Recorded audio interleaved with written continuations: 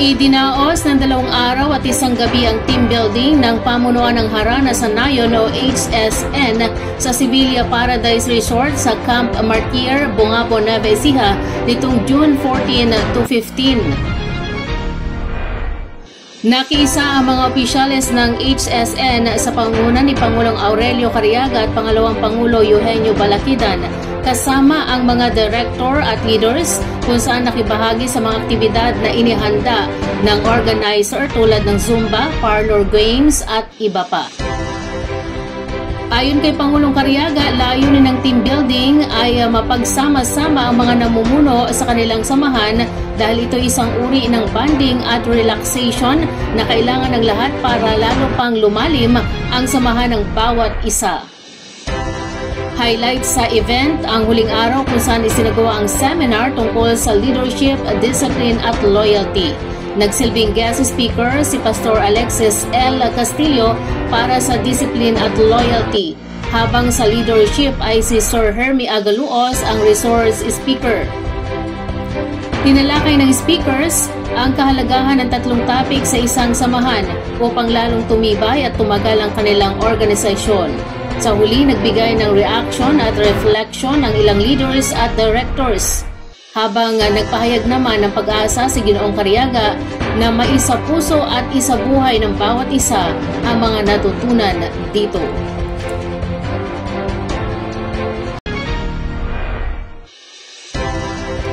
Mas ligtas at maayos na ang silid-aralan ng mga mag-aaral sa Don Cirilo B. Acosta Elementary School sa Barangay Macarce sa bayan ng Zaragoza, Nueva Ecija matapos maitayo ng Department of Public Works and Highways o DPWH, Nueva Ecija 1st District Engineering Office o DEO ang isang palapag na gusali na may 2 silid-aralan.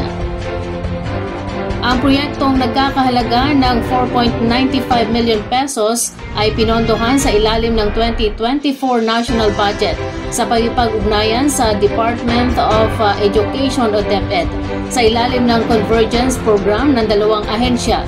Layunin nitong palitan ang mga lumang silid-aralan na delikado na sa mga bata at magbigay ng mas mainam na kapaligiran para sa halos 60 estudyanteng nasa elementarya.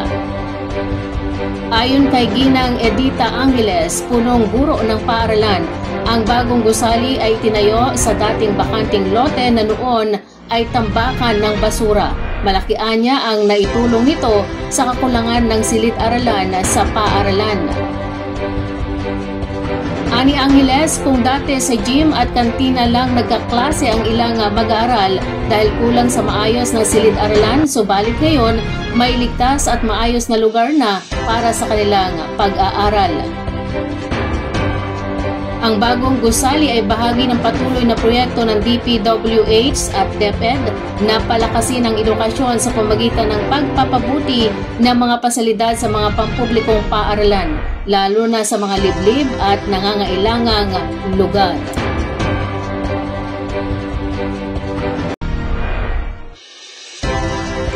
Pinangunahan ni Police Colonel Ferdinand D. Hermino, Provincial Director ng Nueva Ecija Police Provincial Office o NEPO, ang isang simulation exercise o CIMEX na may temang insidente ng teroristang pag-atake sa SM City, Cabanatuan, Maharlika Highway, Barangay H, Concepcion nitong June 17, 2025, dakong alas 7 ng umaga.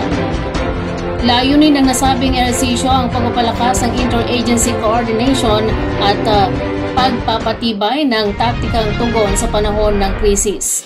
Kabilang sa mga lumahok ay ang mga tauhan mula sa Armed Forces of the Philippines o AFP, SWAT team ng Cabanatuan City Police Station at 1st Provincial Mobile Force Company o PMFC.